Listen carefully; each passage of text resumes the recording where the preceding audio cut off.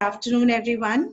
Welcome to this first webinar that is hosted by Bhumi College. As Adil mentioned, the theme for this webinar is connecting to land, self, and community. In the times that we are living in today, it may seem a little ironic that we are talking about connecting to land, self, and community when we are pretty much living in isolation. However, we believe in times like this, it's even more relevant because a deeper anchoring in self, community, and land actually enables us to deal with whatever challenges come our way. My colleague Farah and I will be leading you through this presentation. This is the foundation module for our fellowship program. We will be talking about the significance of these three aspects, according to us, as well as the essential elements. Like Adil mentioned, it's hard to compress a month-long experience into a 20-minute presentation, but we'll do our best.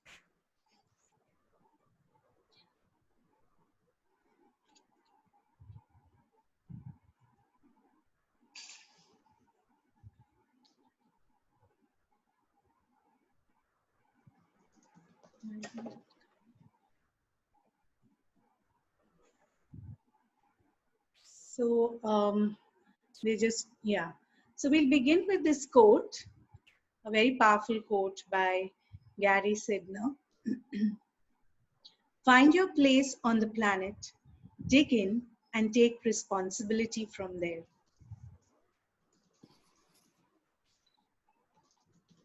So at the outset, we'll look at the objectives of offering this as a foundation module to the fellows. Firstly, it is to allow people to move from a human-centric focus to a more eco-centric way of looking at things, living life, to take a pause, to slow down, to reflect, rethink, and to ask oneself what is truly essential, what is the direction that I want, and how do I engage with deeper questions within me. Also to feel a sense of belonging to a place, to take ownership and deeply care about the place. This is difficult for many of us who are disconnected from our roots. And yet, how do we engage with that very feeling of belonging? And also to add a broader field focus to the target focus that modern industrialized societies live by most of the time. So if we look at land, self, and community,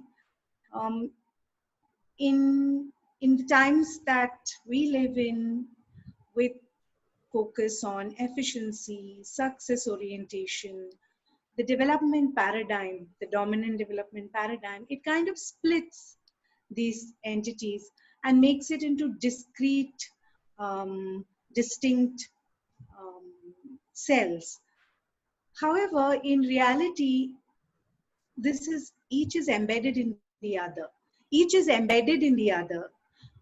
Self is embedded in community, and community is embedded in land, which quite often we don't pay attention to. But how does one feel into this embeddedness? And how does one experience that, so that we experience the whole feeling of being part of a larger whole?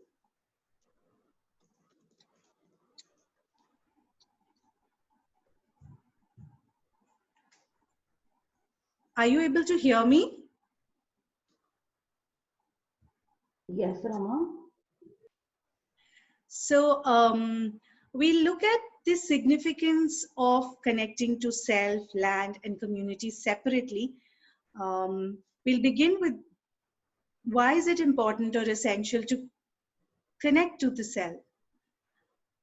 This powerful quote by Rumi kind of says it all. We carry inside us the wonders that we seek outside us. How do we clue in with this self that we are, and experience the wonders that we hold within us? In our experience, this connecting deeply with the self enables the grounding and seeding for a holistic spirit of inquiry, which is the approach we follow at Bhumi College. Also, in a modern industrialized world, and also the conventional schooling system gives us a sense of a partial self. Our intellectual self is addressed, our ability to do something, our action self, the physical self is addressed, but our deeper emotive world, as well as the psychic intuitive self, is pretty much left untouched.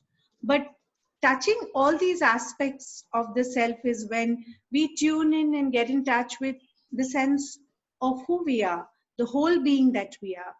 And that is important for any deeper search or inquiry.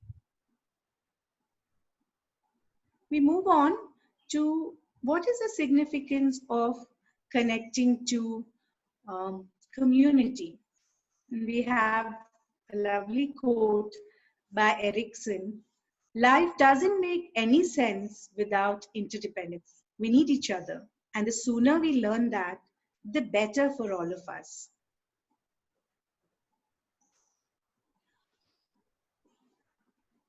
The need to express and relate, the need to connect, is a very basic human need, is a fundamental human need, because it gives us a sense of security, it gives us a sense of support. It also helps us celebrate interdependence rather than independence and individualization. Community also allows us to experience diversity in all its elements. It enables us to celebrate diversity and feel into an ecosystem that a group of individuals, a community, can co-create.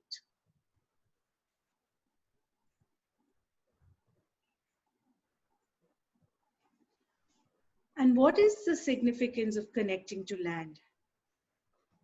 To forget how to dig the earth and tend the soil is to forget oneself, like Gandhiji said.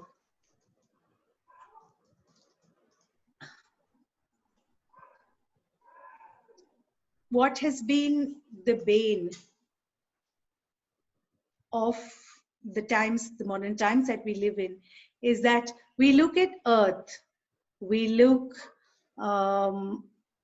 at this home of ours, this bountiful planet of ours, as just a source of limitless resources. We do not feel into, most of us do not feel into the reverence for the earth that all our ancestors could experience. So one of the significance of tuning in with land and connecting with land is to feel this reverence, to feel this being a part of a larger whole and not being apart from nature. And in that, experiencing a deeper sense of belonging and rootedness.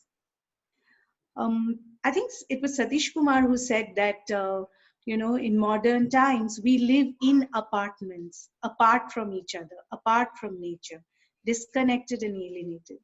Connecting with land actually reverses all that. It helps us to really clue in with being a part of a larger whole and experience the belonging that comes with it.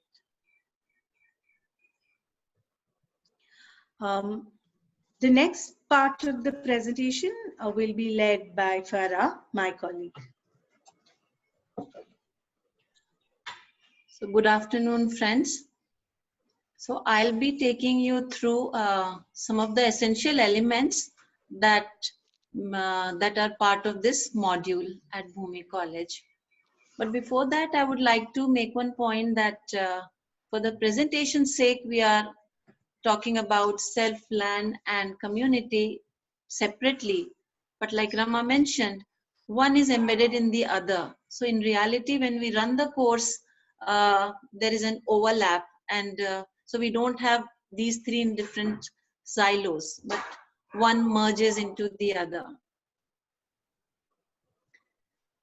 So at Bhumi, we give a lot of significance to understanding the self. Who am I? Who is this person that I am? And the belief is that the actions that we take, the choices we make, or the life that we live depends a lot upon the kind of person that I am. And when I know myself, when I understand myself better, I get the agency to make wiser decisions in life, to take actions and make choices that are more meaningful, that are more fulfilling for myself. And so therefore, in this module, as well as through the year, we have experiences and engagements that allow for self-exploration. So one such program is Inner and Outer Ecology program, which is offered during the foundation module. It's a 6-day residential program. The fundamental premise of this program is that the person that we are today is shaped by the experiences we have gone through, the environment we have grown in, and the conscious and unconscious messages that we have received. And the focus in this program is to look at all of these and sift the relevant parts from the not so relevant parts, so that we can be a little easy with myself, with ourselves, and add new meanings which are more relevant to my present context, and not hold on the meanings that have lost its relevance. So that's the basic focus in Inner and Outer Ecology program. Other than that, we use many other frameworks and concepts as well, which helps in understanding myself better. Some of these are, one is Hero's Journey by Joseph Campbell, which is important for the fellows who join Bhumi College, because they are all on a path untrodden. And Hero's Journey talks about that, people who have gone on an alternative path, and what is the journey for them. So it looks at the journey of a hero. So each fellow who joins here is a hero. And so what is the journey, and what are some of the challenges, struggles, or what is the support system that is available to them, so they understand that. Strengths theory, as described in the book Now Discover Your Strength by Marcus Buckingham and Donald Clifton, it talks about that there are 34 strengths, and each one of us can have predominantly 4 or 5 strengths which are dominant for us. And if you see, through the schooling system, we are pushed to manage our weaknesses. So you're not good in this, so you focus, you give more time and effort to this. And the more we've spent time on something that is not our natural strength, somewhere that depletes us, that doesn't give us joy, that doesn't give us nourishment. So this theory talks about that focus on your strengths and allow others to complement your weaknesses. So you don't have to be strong in every sphere. So focus on your strengths, so that gives you nourishment, that gives you fulfillment, and there are others to complement you.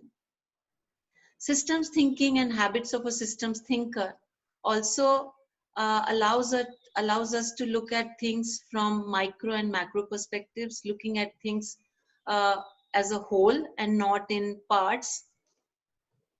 So again, we look at key system thinkers' habits. So which are some of my natural habits, and which are the habits which maybe we need to pay attention to. Johari's window is another framework that helps us in being open to receiving feedback, and also in helping us to remove some of the blocks, some of the narrow definitions that we hold about ourselves, the notions of myself, so that we can be a little more open to the world. So that was about myself.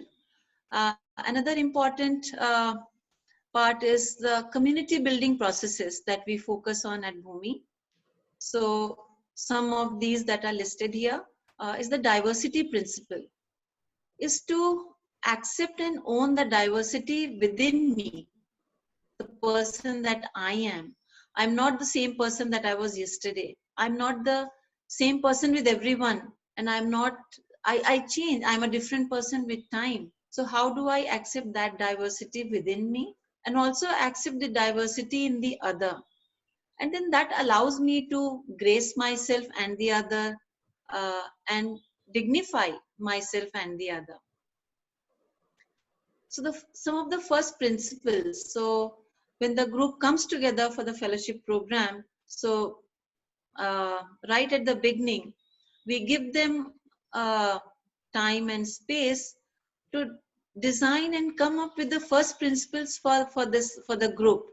What are some of the basic values, some of the basic norms which are non-negotiable for the group, which everyone holds and everyone abides by? So the group, everyone comes together, and together they come to a certain principle that the group follows. And at Bhumi, we focus more on collaborative processes rather than competitive processes. So we do not have any exams or grades or any other competition. So most of the time, the fellows, they work collaboratively, supporting each other, working with each other. And when the community works together, when the community gets together, there are differences, there are conflicts, there are disagreements. So how do we work with those differences? Not push them under the carpet, not keep holding it within me. And so how do we place it on the table, work with each other and resolve those differences? Also, when you are on an alternative path, things are not very clear. Things are not pre-designed. So there are a lot of things that emerge, that evolve. So how do we equip ourselves to handle those emerging realities? And of course, celebrations is an integral part of a community building processes, because celebration is what that brings the community together. Whether it's celebrating myself, my journey, my shifts, celebrating that in the other, and celebrating festivals, celebrating Earth. That's a very important part of the community at Bhumi. Then connecting with land. How do we connect with land? So learning from nature's principles. So nature's principles tells us about the flow in nature, about its self-regulatory nature, about diversity. So how do we accept and celebrate that in nature as well as in myself and the other? Gaia's theory that talks about that Earth is not a combination of biotic and abiotic material, but it's a sentient being. It's a super organism which has its own life processes. So how do we see it as a living being? The complex web of life that tells me that everything in nature has its own place and has its own value and function. Then there are experiential engagements through the year. Nature walks, healing forest walks, Gaia meditation, and a Gaia space, a space that I connect with deeply. I visit it very often and find a sense of peace and calm when I am there in that space. Hands-on work. So the fellows engage in hands-on work every morning, whether it's gardening or it's taking care of the aesthetics and hygiene of the space, or working in the kitchen, that allows everyone to take the ownership of the place, take responsibility of the space. And that makes me an equal member. So I'm not just a visitor or a guest, I am a co-owner of the space.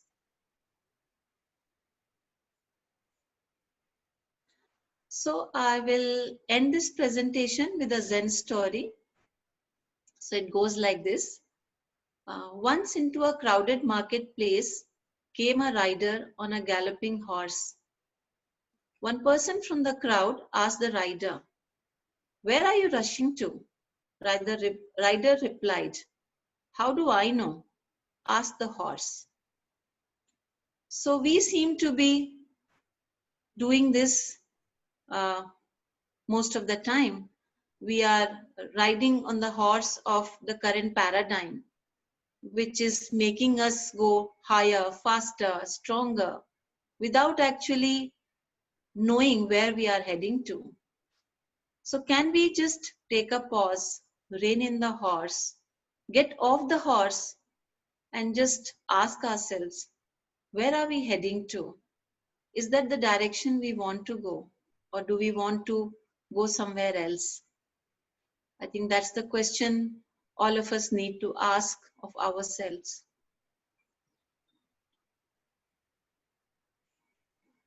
So that's here I end the presentation. So here we have put together some reference books and some videos and articles that you can read, you can watch those videos and movies. So there is a link that we can share with you. There is Bhumi magazine as well, which has a lot of rich articles that you can read and to understand better. Some of you might have read some of these things, but you can always use this as a reference point. So after this, I will open to some of our fellows. Bhumi fellows are joining this webinar. So I would request them to share. So we have shared our perspective on this module.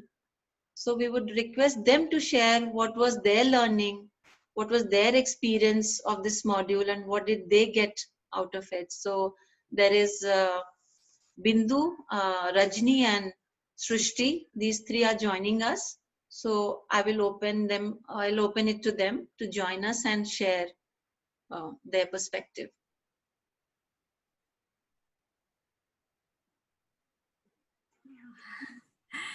Okay. Hi, Namaskara, Rama. Namaskara, Farah, and everybody there. Can you hear me? Yeah. Okay. Okay, cool. So that was a lovely review of the module. I just felt like going back to the class. So I am Rajni. I am a fellow of batch 1920, 2019-20. I am a homemaker at present and wanting to explore the facilitation and teaching in the education field going ahead.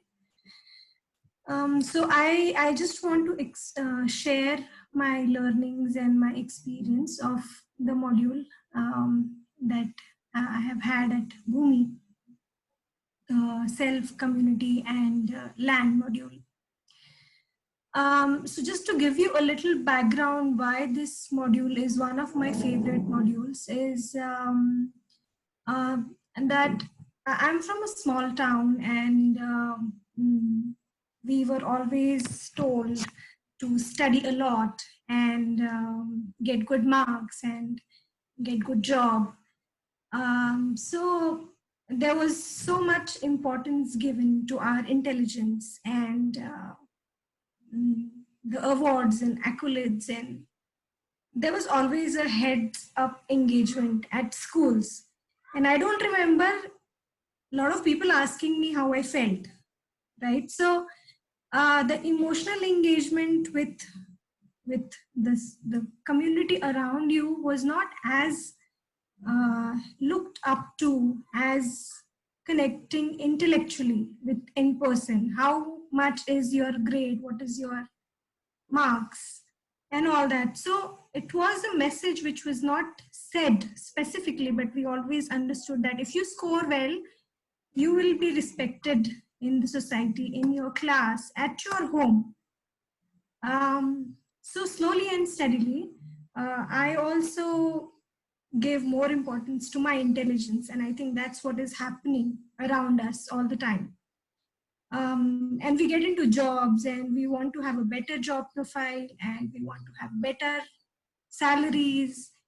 And then do we ever get time to just pause and understand what is it that I really enjoy about myself? Is it people around me and the environment around me telling me you are good because you scored good marks? Or do they say you have these qualities? You sing well, you have good focus, you have good connect with people. So I just want to bring in a comparison here of what we are doing in our schools today, and how does that impact us growing as a person, and what becomes more important to us in our life. So in the community self and land module, they really brought my focus, they brought my observation to the point of how I have looked and created image of myself in the years I have lived by. And I'm a 40 years old woman, and I think that's quite a lot of work to make somebody look back and make them think, what are you? Are you more than your qualifications? Are you more than your relationships? Are you more than your job? And I think that was the most beautiful part of this module. Also, as Farah mentioned, that the essential elements of the inner and outer ecology, and there are different concepts that are introduced in the model. They have also been one of my favorites because they helped me get closer and closer to myself, and they helped me observe myself. Yeah, so I think I have taken a lot of time, and I may be eating up into the time of my fellows. So what I want to offer to all the participants here who have not gone through this module is that this is a very experiential module, and surely a 20 minutes webinar or 30 minutes webinar is not going to give you that experience. This is just like just a slide of the whole life. So once you experience it, you will really understand that you are much more than the meanings you have made for yourself from your experiences, from your journeys. And we are much more than what we know about ourselves. And we need to give ourselves that opportunity, that time, and that space to just look at ourselves and flow and be more. Yeah. So I'll stop here, and I'll let Bindu speak for the next bit of this. Thank you so much. Yeah. Thank you. Thank you. Thanks, Rajni. Thank you. Thank you, Rajni. Namaskara, everyone. Am I audible? Okay. So, like everybody said, I'm sure anyone who's been a part of Bhumi will accept to the fact that this whole topic of self, land, and community is very essential to all of us. Like Rama and Farah rightly said, this is a foundation module because it really helped us think a lot. Rajni did cover a lot of aspects about how it helped us think about ourselves as individuals, because most of the times we are so caught up in so many different things and we do not end up thinking about us. but this space did help us explore all of that. And what touched me the most in this whole topic was the community aspect of it, how community engagement, community building helps an individual grow, and how I can do something, but we as people, or together all of us collectively, can do much more. So that is something that I really learned. And the first thing that it genuinely hit me hard was the diversity principle. uh, like all the fellows who were a part of this year batch were from diverse backgrounds. Like we had somebody who had just finished college to somebody with so much experience in like the field outside marketing, so many other things. We had doctors, we had poets, so many people, and so many heads is equal to so many ideas and so many perceptions.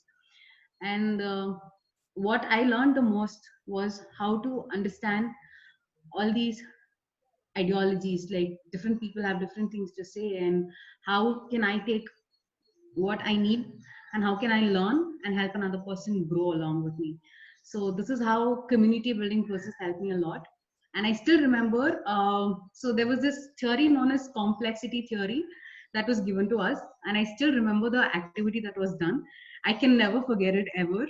So just to help us understand how complex everything is, um, there was an activity done for us, and that was connected to how complex nature is. So taking from nature's principle and applying it in our daily lives made things so easy for me to understand that each of us are different in our own ways, and each of us are complex in our own ways. So we need to explore ourselves as well as others, and that's how we can, like, grow together and build a community together. So and there was another experiment done for us known as the web of life experiment. So all of us were made to stand in circle, and each one of us were given a chit which says sun, grass, moon. So we were asked to choose. So whoever we like to choose, suppose I was sun, I could choose Rajni if she was grass. So we were intertwined with a thread to all of our hands, and we had created a web of life. And then we realized if one thing bounces, we all fall down. So it was so essential for me to understand that this is how communities are formed, this is how all of us come together, because even if one element is missing, then all of us do drop down. So one story that stuck, that is still very alive with me, is the story of we had a water module. So during the water module, there was this story about how back then people would protect lakes or water bodies, and why it was essential.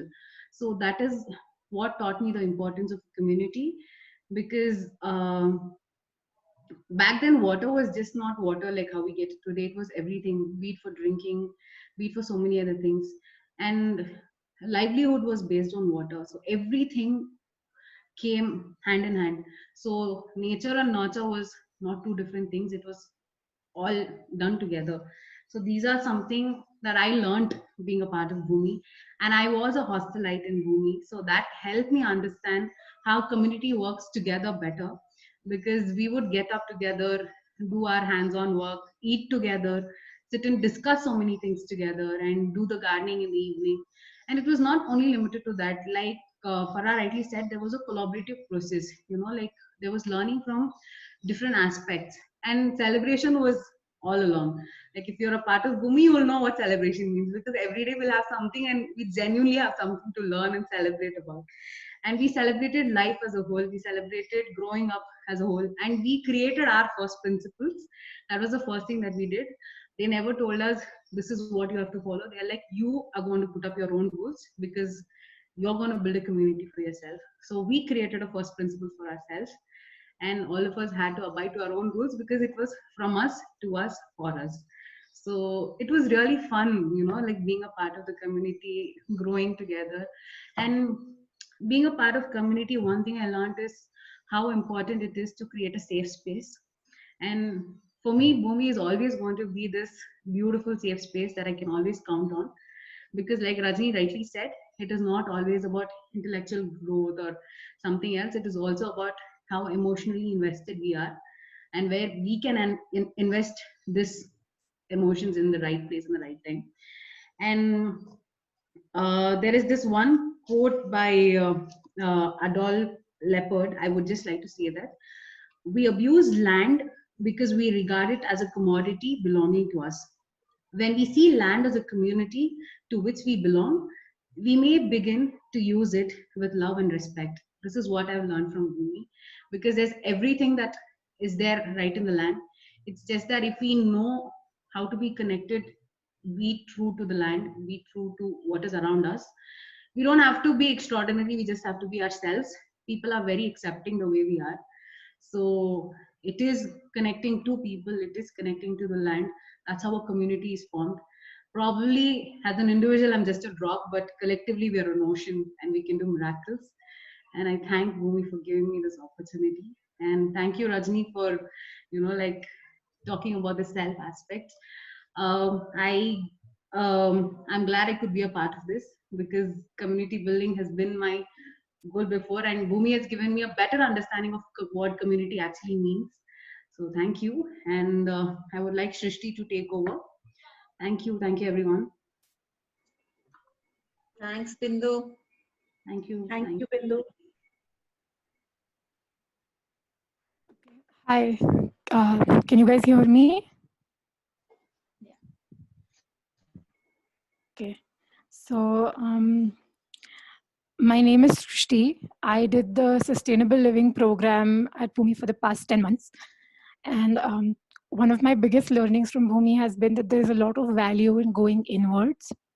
So I would actually like to guide you through a little meditation. And so I'm going to turn my video off so that you can focus on my voice. And just as a sound check, Adil, can you tell me if you can hear me and the music? Yes, I can hear you, Okay. but not the music. Music is a little faint. Now? Yeah, maybe get it closer to the laptop or to. Okay, now? Yeah. Okay. So let's all take a few deep breaths. Inhale through your nose and let your belly expand with the breath, and exhale slowly through your mouth. Inhale deeply and exhale through your mouth. One more time. Inhale deeply and exhale. Let my voice guide you as we spin through time itself. Feel the blur of sound and light around you.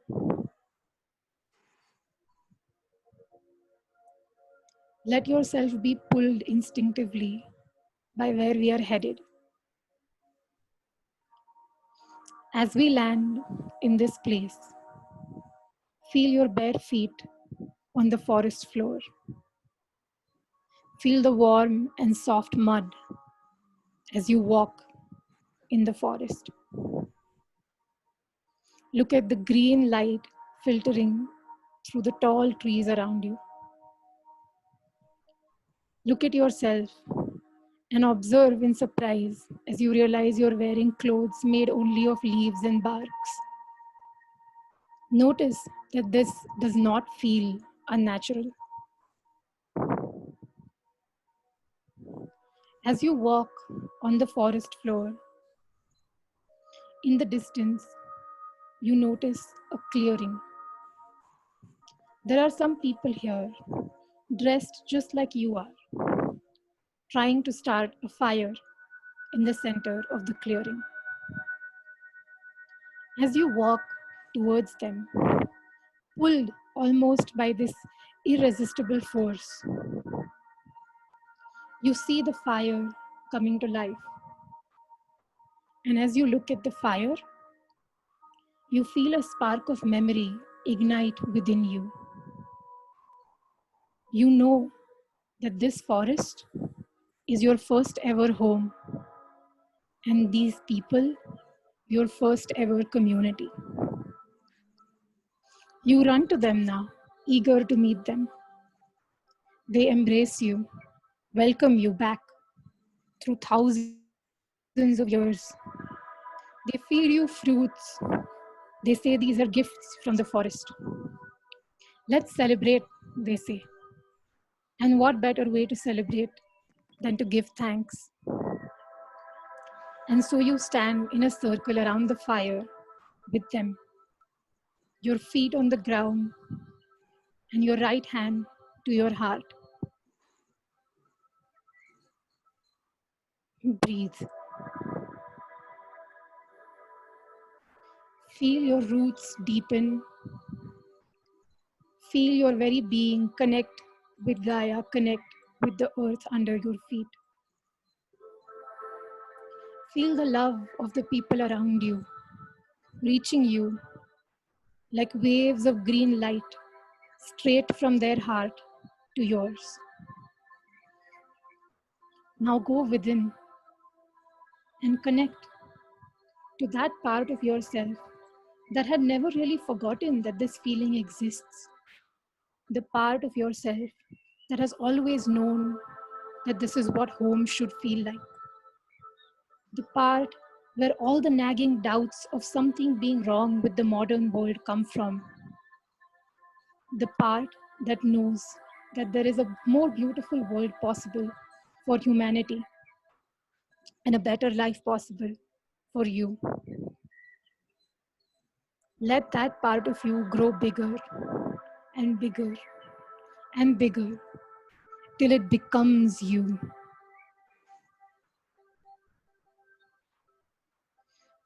Feel yourself basking in the green light of the forest. Take my hand as I guide you back to the present. Come back to the space that you might be sitting or standing in.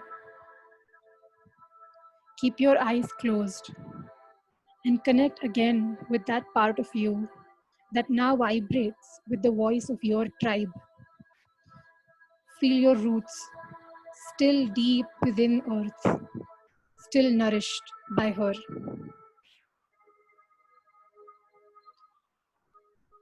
Take a few deep breaths. Inhale and exhale. Inhale and exhale. Feel your fingertips. Shake your body a little if you need to. And open your eyes whenever you feel like it.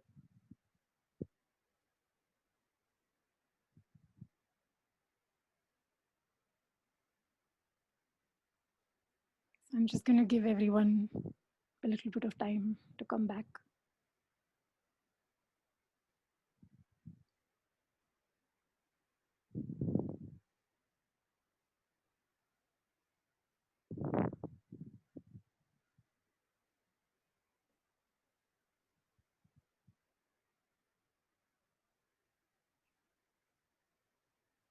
Okay, so more than any words that I could have used or any descriptions that I could have given, this feeling that all of you are left with right now has been the crux of the Bhumi experience for me. This feeling of groundedness, of belonging, of feeling content in my own body, and a deep sense of rootedness and connection with the earth is something that Bhumi has given all of us. And it all started with this self, land, and community module. I just want to highlight something else very quickly here, that like Raman Farah said, this course has taken us through connecting not only with the land, but also with, so we did farming and food modules where we connected very deeply with the land to the point where we were able to tell how happy soil is feeling. And we could connect in the process workshops that they talked about, inner outer ecology, deep ecology, with both ourselves and the environment around us. And living in the Bhumi campus and all the circle times and community building activities we have done were a great way to connect with each other. And one thing that I have realized through this journey is that this connection with self, with land, and with community, they all mirror each other.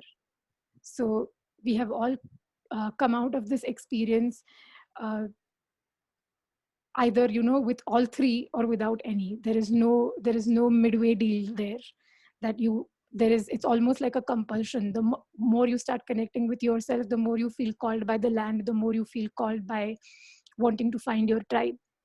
And it's an intensely uncomfortable process, but it's worth going through, because at the end of the day, you come out of it with everything you could ever possibly need. So that's one thing. And I just want to connect this to the current lockdown that we're in and say that, given the lessons that were shown here, I hope that we can take some initiative to connect with ourselves while we have all this time just sitting locked inside our homes. And then as this lockdown lifts and we're able to venture out again, that we all remember to take time out to connect with the land, whether it's with parks in our cities or going out to the forests, and take time to reach out to your communities, whoever and wherever they may be. That's it. Thank you. Thanks, Srishti. Thank you.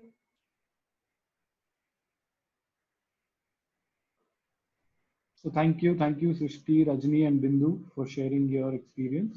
What we'll do is we'll move to the what we've called the question and answer session, but it needn't really be that.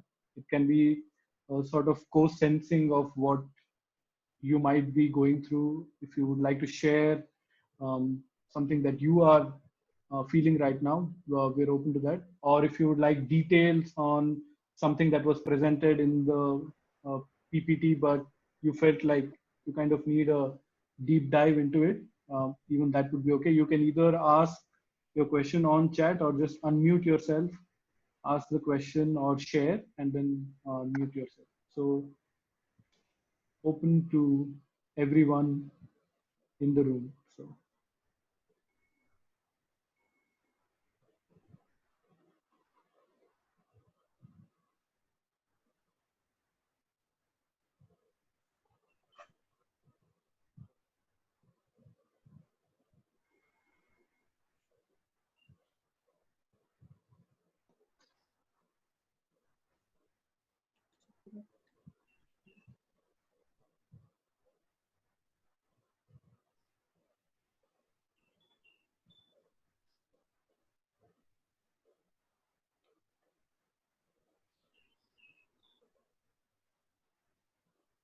So looks like people are still in Srishti's meditation mode. I think we can blame Srishti for no questions coming up.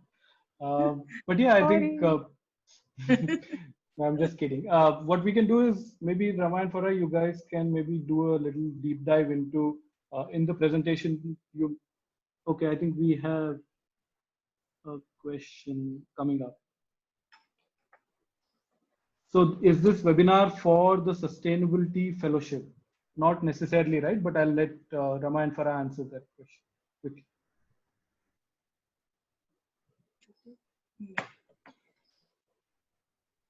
So are you able to hear me?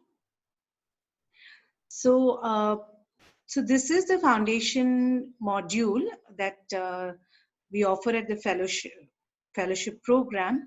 But this webinar was just open to anyone who felt connected to the theme, and we presented some aspects of this foundation module for any one of us to talk about and share, and together reflect on it. So it's not just specific to the fellowship program, it's open to anyone who wishes to engage with it. And just to add that, yeah, there are these two fellowship programs, one on sustainable living and the other on holistic education. So this module is common for both the programs. So all the fellows of both the programs go through this. So I hope that answers your question, Abhishek. Nupur had a question. I think she wanted to understand By now, I understand that time at Bhumi is a harmony of inward-outward connection, but I would love to understand what the fellows have gone on to do after their time at Bhumi. So, Would any fellows like to answer? There are many others other than these three. What they are planning to do, and we can. I can go. Yeah. It's true that the way that Bhumi works, and it's almost like having a common language that no one else in your world speaks.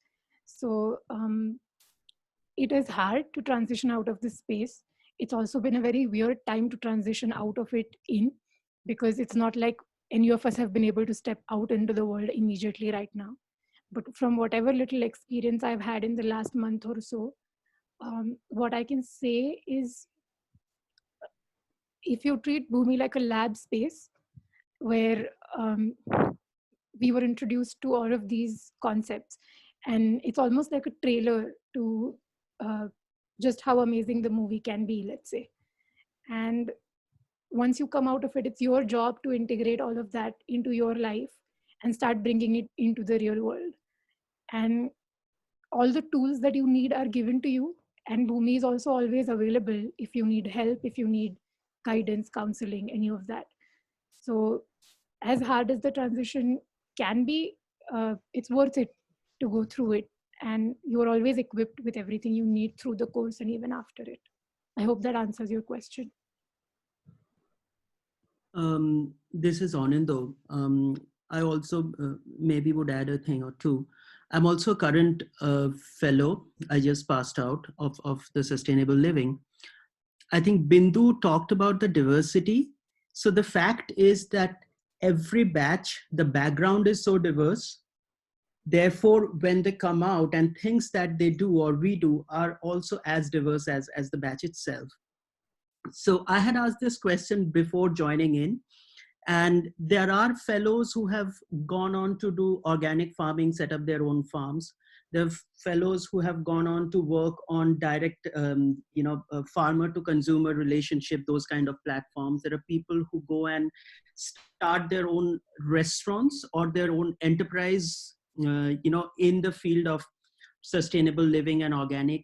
A lot of people from our holistic education module go on to become teachers in alternative schools, not the regular mainstream schools.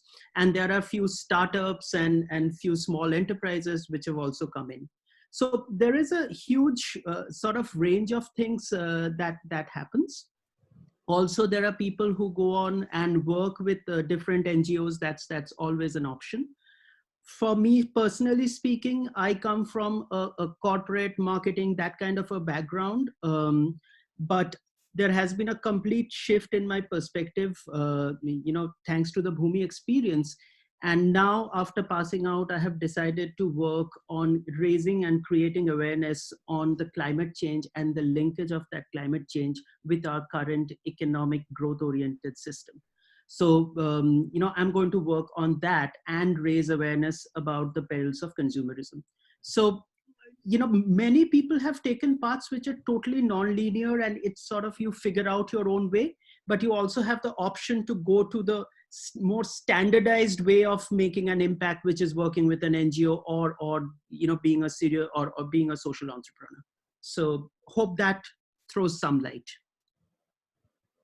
Can I just quickly add something else? Okay. So there's one, so you have said in your question that this is what the world rewards.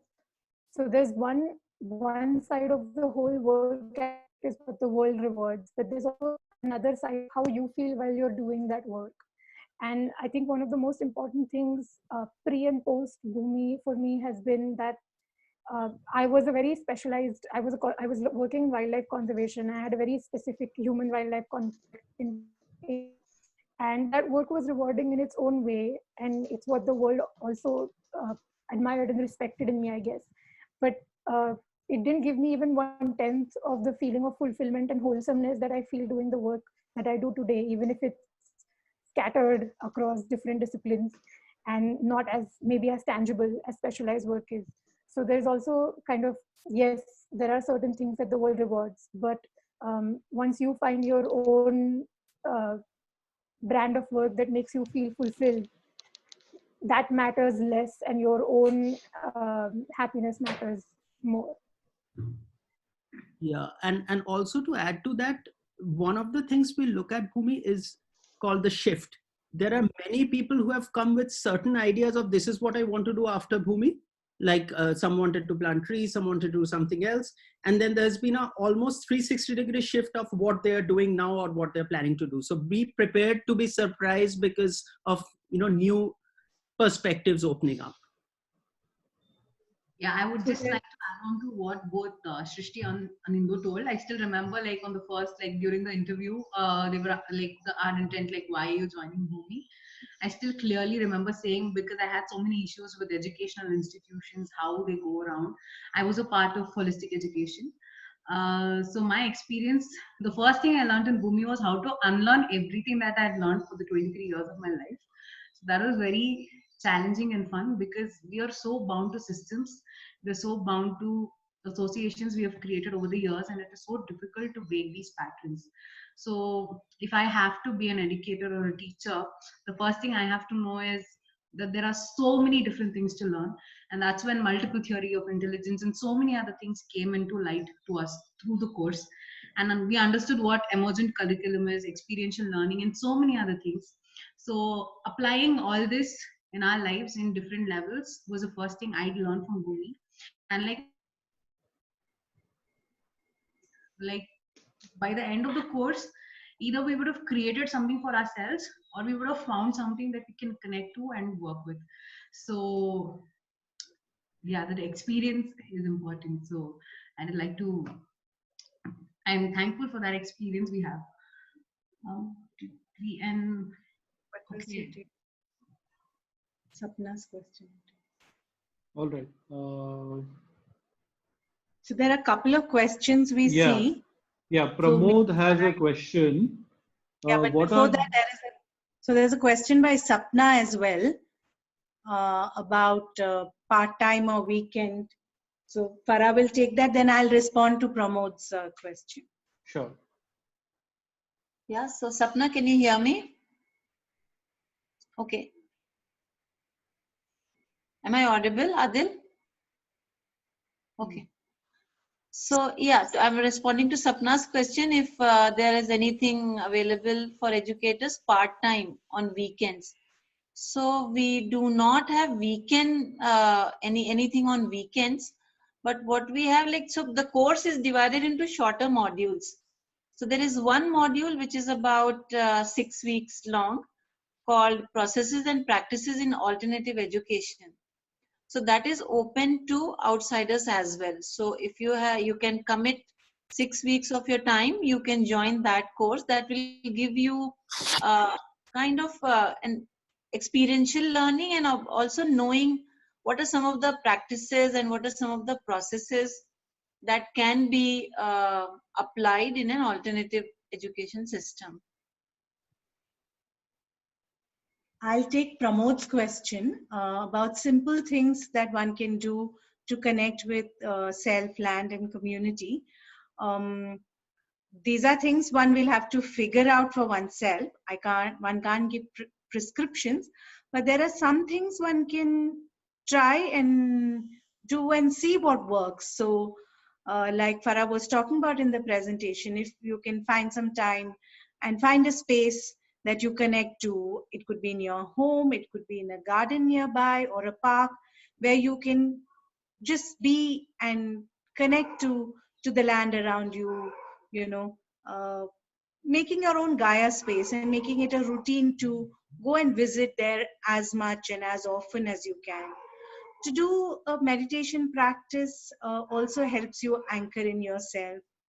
To go out and engage in communities wherein you offer something of your gifts freely and naturally. These are simple ways one can do, and I think it's important to tune in with yourself and ask what gives you joy, like Srushti was mentioning earlier, because that will give you a kind of a direction as to where you should head. So for some people, it may be just being with children. For some people, it may be trekking in the forest. For some people, it may be just engaging in local communities around. So whatever, I think just to take a pause and ask yourself and do some of these simple things. It could be gardening for some, just, and it needn't be like a big patch of land. It could be your own little terrace garden or your balcony where you tend to plants. So it could be a multitude of things, but the important thing is that you really ask yourself, what is giving me meaning? So I'll also just talk about Nupur's second question. How do you decide which module to choose? So Nupur, yeah, so like we were talking about this connecting to self, land and community. This is the first module, and this is common for both the programs. And this is for about 6 weeks again. So if you are not able to decide which program you want to go for, so this 1 month's time is there. So after that, it's for you to take a call. And after that, if you want to switch from one to the other, we allow for that switch. Because only after this module, and there are many other common modules between the two programs. But there are some modules which are done separately. So after the first module, you can make your choice. And also after the interview and if you go through the admission process, you get to interact with the fellows who have done these courses. So if you're not able to make a decision, you can talk to fellows from both the courses and see which one is your calling at this point in time.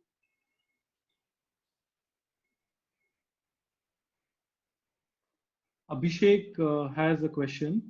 He wants to know whether a background in education is necessary to participate in the Holistic Education Fellowship. Yeah, so I would take that. So Abhishek, like Bindu was talking about, people come from really diverse backgrounds, from people from IT industries to architects to lawyers to CAs. And so we don't particularly look at background in education or in sustainable living. Our only criteria is that your interest and your attitude towards going and your commitment to go for an alternative path, and the drive to make a difference. So we don't need any specific background for either of the courses. So there's another question I see about the scalability of the sustainable living community model.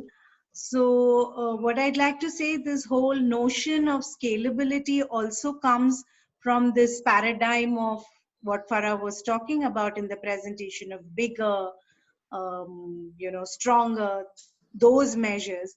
One of the things we strongly recommend is to look at small is beautiful. And again, not in either this or that. So India has gone the way the Western world went, and quite away from what Gandhiji had proposed, because, and now which is becoming more and more clear, that localized, smaller, interdependent communities is really the answer to the challenges we are facing. So instead of going bigger and stronger, greater, that way, which depletes the earth, it depletes communities, how do we look at building resilient local communities, which can answer a whole lot of complex issues that we are facing today? So and there's a lot of work on this as well. It's not as if Bhumi has pioneered this or anything like that. There's a lot of work on this the world over, that to really go away from the globalized economy, we really need to do. And India has, fortunately, a lot of those community is still intact, maybe not as it was before, but it's still intact. So that is one way to go, because this scalability is also a perception that we hold from the same dominant development paradigm. Just one small thing I would like to add is that the moment you scale anything up, then the very different paradigm enters. Then the structure, the rules, the norms, and the whole thing of profit making. Then a sustainable community cannot be scaled beyond a point. And I think we would have heard about the Dunbar number, that is 150.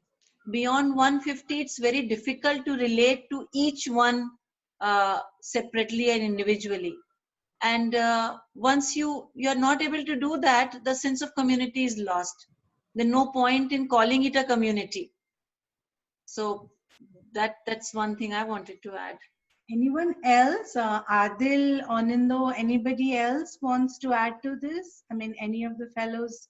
It needn't be answered only by us. Yeah, I think there is, I don't know who came up with it, but the idea that we don't need a mainstream, but we need many streams seems to suggest that, again, falling into the trap of looking at a much more global paradigm or a system that is completely global would be erroneous. So I think we really need to look at maybe local or even hyper local communities coming up that are really self-sustainable at a hyper local level, not even at the level of a city or a bigger city. It seems like a tough thing to do right now, but I think if you look at our present condition, in a sense, we are going in that direction where we may have to even restructure our landscapes. We may have to kind of break down the concrete and create more gardens, grow our own food at a local community level, and maybe even have economic systems which run at that level. So maybe scaling up may not be even a sustainable solution. Scaling up probably would not be the solution for the issues that we face. I would like to add to what Adil said. I think at Bhumi, we have been made to question this word scale quite a bit.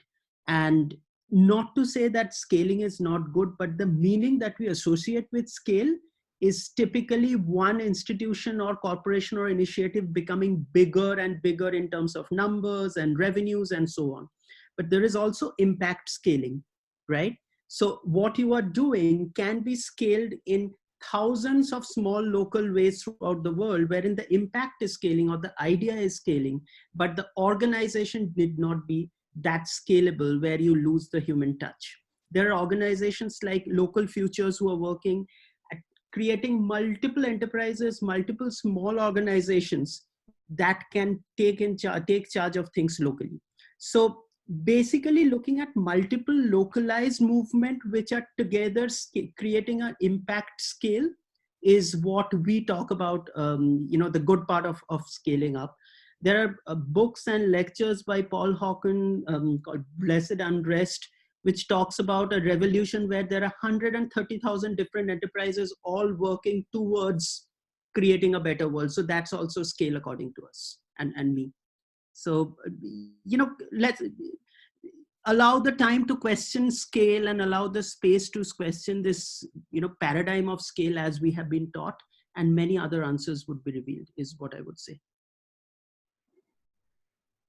I would like to also add a bit to, in continuation with what Anindo and Adil has been saying. I think there are two concepts here. One is the scale, and also it connects to globalization in a way. And there's another concept called as localization. So our geographical areas, our cultures, there's a lot of diversity. So when we want to respect the diversity, when we want to be in touch with our local land, local culture, local food, I think the natural consequence is to have the local building, whatever you're building, it has to be more local. And when you scale it up, then are you making sure that the next place that you're taking is also respecting the local aspect of that community, that land and that area? So how do we make sure that the localization is preferred over globalization? Globalization is not bad, but how do we make sure that we don't lose the essence of localization? I think is what I would like to leave you with a question with. Thank you.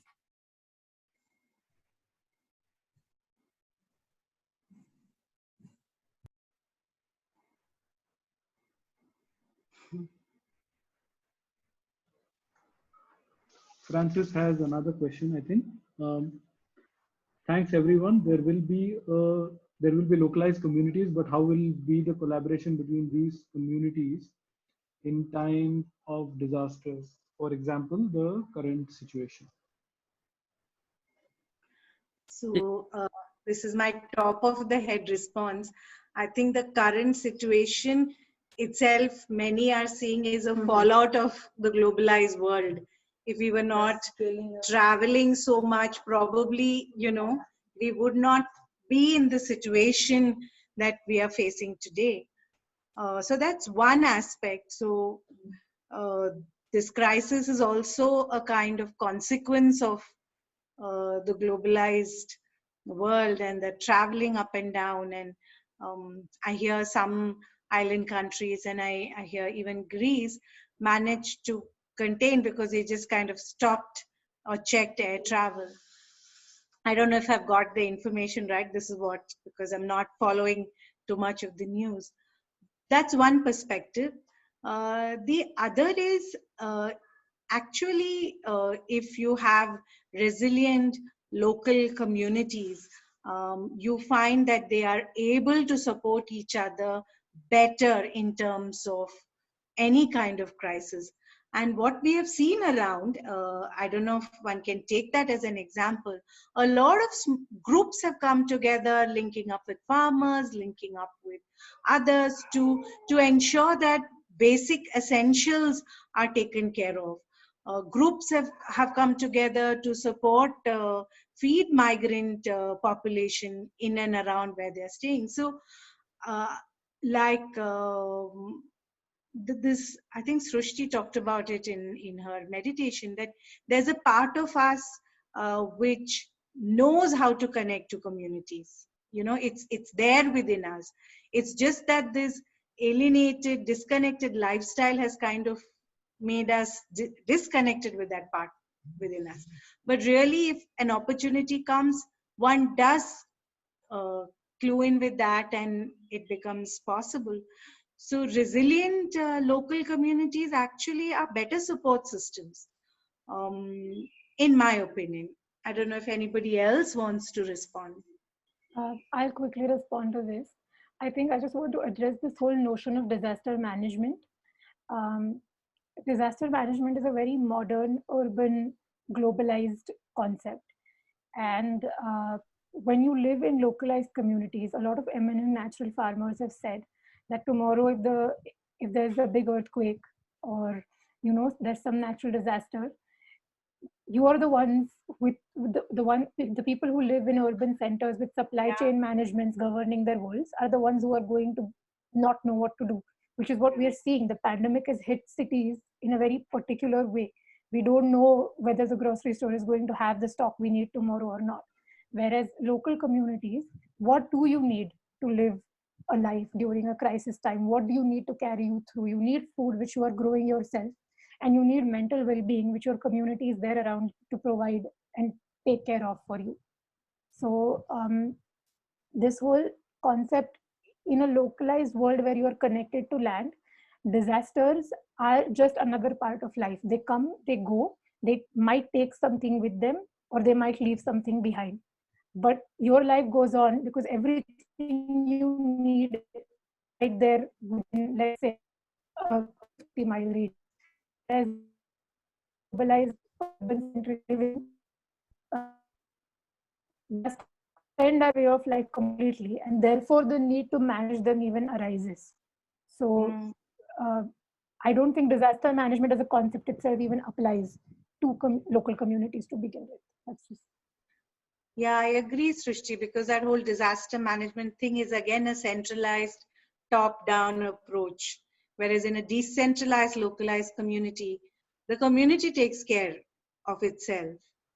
In fact, we had this very well-known natural farmer, Narayan Reddy, who's no more. He used to be one of our very special elders at Bhumi. He used to often say that, anything can happen and I can take care of myself because my farm provides all the needs, basics that I need. And he was a Gandhian, so he didn't have too many other, needs that many of us kind of are hooked to. So yeah, I completely agree with you. Oh, also, I just want to add to what Rama is saying. During my internship, I was a part of the natural farming community, and I also realized that they do a lot of barter system. Like if I have something, I share it with another person who's doing the same thing, and so things are like that. So in terms of disaster, like I recently called the person and I was talking to him. So he told me that nothing has affected them or their lifestyles because they are very much there like how things were 4-5 months ago. So I totally agree with what Shrishti and Rama are telling, because as far as I have done a little reading, none of this has affected any of the rural spaces yet. Like people who are actually self-sustained and doing a lot of work for themselves, it has not actually affected them. It's only the urban spaces that are facing all these chaos. So how to look into those issues are still running in my head too. And just to quickly add another point, the biggest problem in this entire, like managing this disaster, has actually been migrant workers and how to handle the crisis that this has created for them.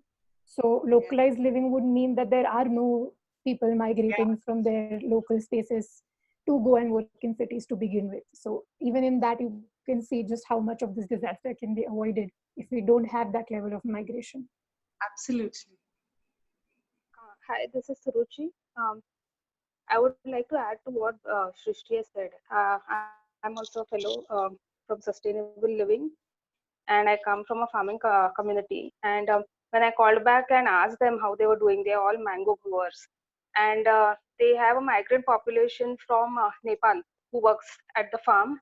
And they are completely able to support the migrant population. In cities, it's a big issue, but for them, it's not. The migrant population is being supported. They are not affected at all. The work is going on the farms as always, except for maybe the transportation of mangoes, which also is being taken care of. Where they have no mental health problems, nothing. They are just leading their life as usual. So that again supports how local communities and smaller and not bigger things actually are more sustainable and are able to, weather this out.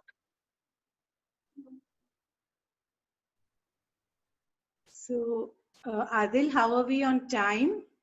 We are, I think we just have enough time to play the video that we wanted to play. So maybe we'll go ahead with that, and then we'll end the... Before we play the video, shall we just take one word from a few people? I don't know whether we can take from everyone. We have some 35 participants.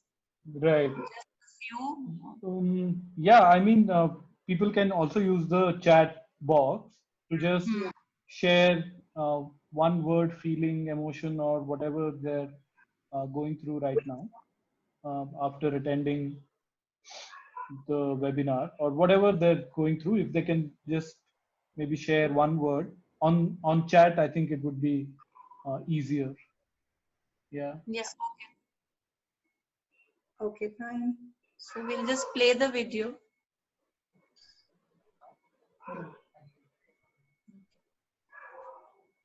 So we just want everyone to see this video. Yeah.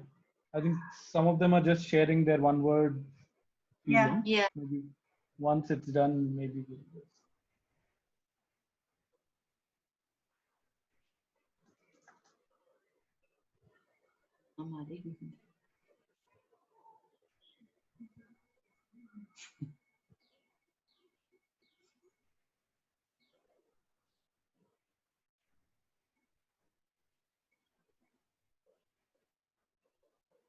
Yeah, I think we can go ahead and play Yeah, the yeah. video. Just a few seconds. We are starting. Yeah.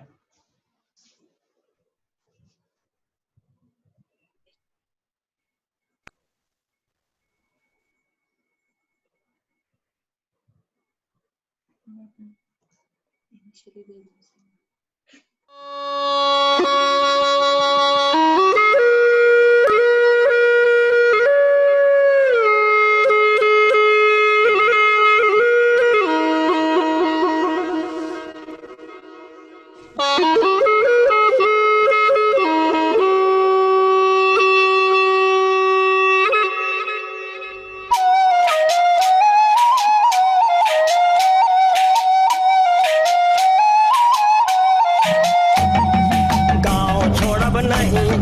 जंगल छोड़ब नहीं, my माटी छोड़ब नहीं, लड़ाई छोड़ब नहीं, गांव छोड़ब नहीं, जंगल छोड़ब नहीं, माय माटी छोड़ब नहीं, लड़ाई छोड़ब नहीं।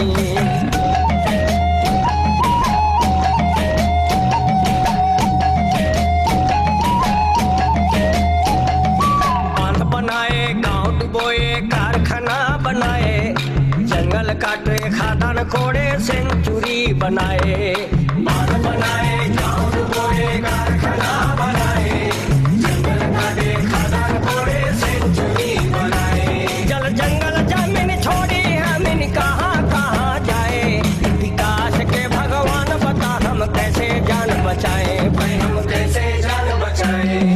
गांव छोड़ब नहीं, जंगल छोड़ब नहीं, माय माटी छोड़ब नहीं, लड़ाई छोड़ब नहीं।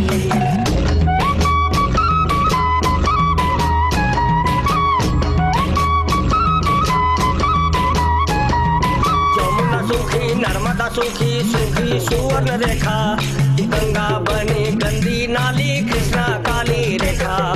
यमुना सूखी, नर्मदा सूखी, सूखी सुवर्ण रेखा, गंगा बनी गंदी नाली, कृष्णा काली रेखा। तुम पियोगे पेप्सी कोला, बिसलरी का पानी, हम कैसे अपना प्यास बुझाए, पीकर कचरा पानी, भाई पीकर कचरा पानी। गाँव छोड़ब नहीं, जंगल छोड़ब नहीं, माय माटी छोड़ब नहीं, लड़ाई छोड़ब नहीं।